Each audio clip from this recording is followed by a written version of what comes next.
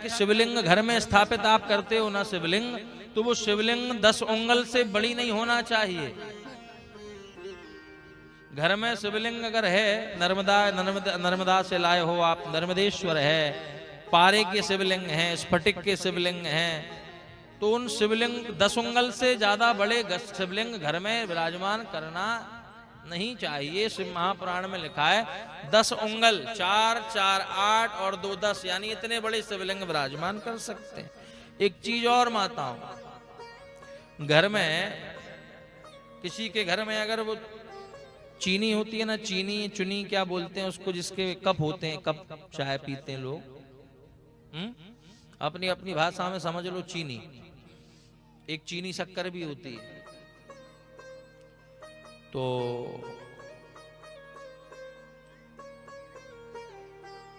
चीनी, कई लोगों के घर में मैंने उस चीनी की शिवलिंग भी देखी है। चीनी, वो चीनी की शिवलिंग की पूजन का महत्व नहीं है। चीनी कोई धातु थोड़ी है।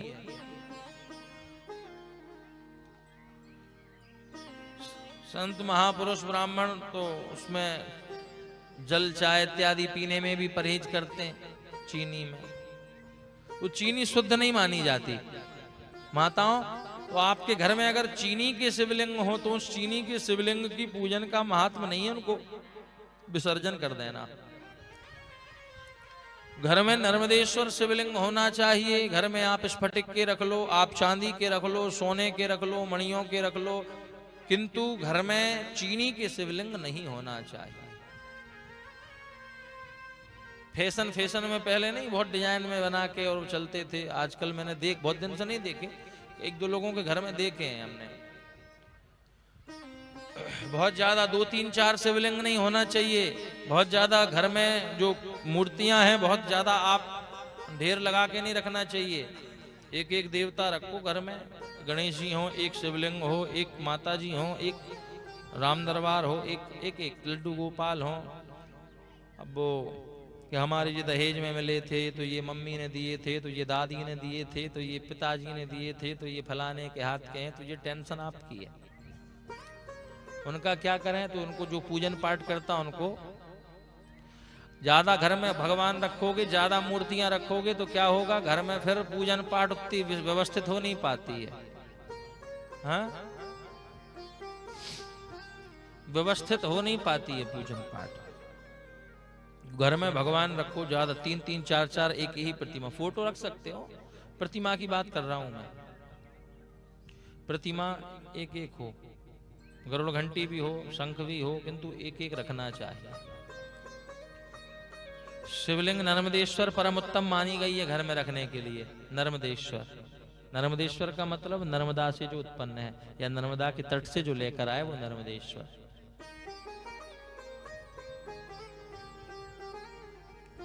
बाहर स्थापित हो तो 12 उंगल से बड़ी हो जाए स्थापित चबूतरा मंदिर में, वह कितनी भी बड़ी कर दो, 12 उंगल से बड़ी होना चाहिए। घर में 10 उंगल से ज्यादा बड़ी नहीं, 10 उंगल तक रख सकते हैं घर में शिवलिंग। कई लोगों के घर में हमने देखा है, तुलसी के जो गमला होती है, या तुलसी का जो तुलसी कोट होता है, उस तुलसी में शिवलिंग रखते हैं कई लोग। ठीक नहीं है। तुलसी में कभी भी, तुलसी की छाया में शिवलिंग नहीं रखा जाता है। कई लोगों के घर में मैंने देखा है, तुलसी के गमला में शिवलिंग रख देते हैं, उसको जल चढ़ाते हैं। तुलसी और शंकर की शिवलिंग का एक साथ में नहीं रखा जाता है, दोष लगता है।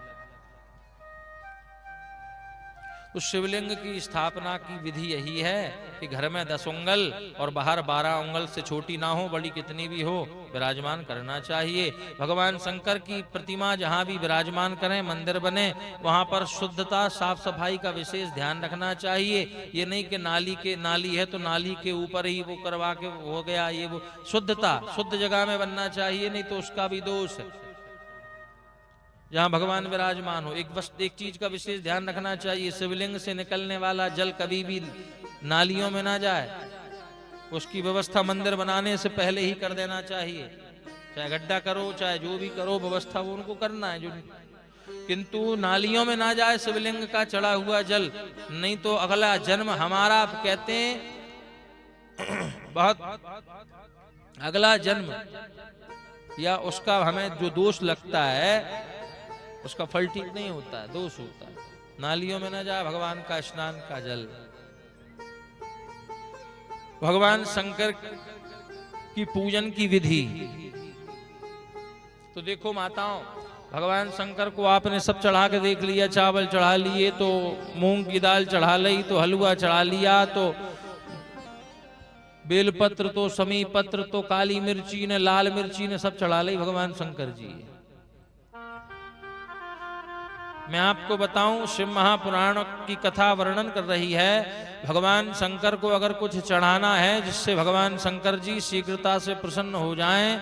एक बात और मेरी व्यासपीठ से सुन लो, शिव महापुराण की कोई भी संहिता में भगवान को मिर्ची चढ़ाने का कहीं भी वर्णन ही नहीं आया है। 5 साल हो गए, 6 साल हो गए मुझे शिव पुराण पढ़ते पढ़ते और करते करते। भागवत महापुराण तो 14 वर्षों से, किंतु शिव महापुराण 6-7 वर्ष हुए, 8 वर्ष हो गए होंगे। तो शिव महापुराण का अध्ययन तब से ही चल रहा है। काली मिर्च, एक बात बताओ, तुम्हारे पानी में तुम स्नान करने जाओ और लाल मिर्ची एक मुट्ठी उठा के तुम्हारे नहाने के पानी में कोई डाल दे और तुम उस पानी से स्नान करो, शरीर जलेगा नहीं तुम्हारा? जलेगा कि नहीं? बोलो। मैं आपसे एक बात पूछना चाहता हूं, अभी बहुत ठंडी कड़ाके की ठंड पड़ रही थी, उस कड़ाके की ठंड में शंकर जी के लिए जल चढ़ाने जाते थे कि नहीं? कुनकुना जल, गर्म पानी लेके कोई गया है? हाथ उठाना। अच्छा, कौन कौन कुनकुना पानी करके ले गए? कोई नहीं ले गए। तुम तो गीजरों के पानी में स्नान कर रहे, राड लगा लगा के भगवान के लिए बोले ठंडे में ही नहाओ। भाव ही तो नहीं है वो हमारे पास। ये कहने की बात थोड़ी, शिव पुराण थोड़ी कहेगी कि शंकर जी गर्म पानी चढ़ाओ। शिव पुराण ने ये भी नहीं कहा शंकर जी काली मिर्ची चढ़ाओ या लाल मिर्ची चढ़ाओ या हरी मिर्ची चढ़ाओ या बमूर के कांटे चढ़ाओ।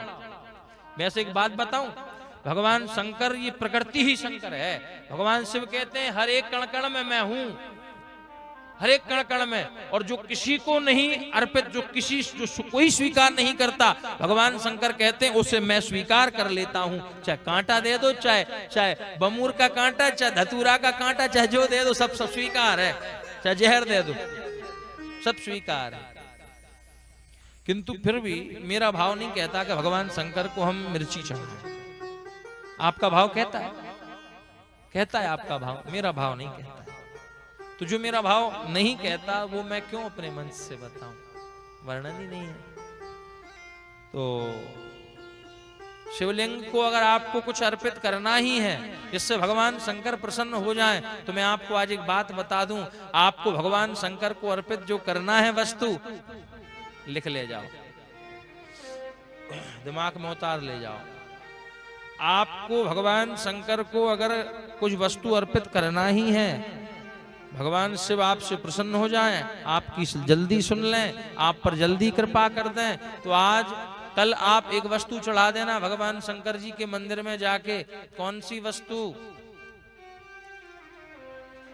आपका जो हृदय है ना, आपका जो मन है ना, आपका मन भगवान शिव को समर्पित कर देना।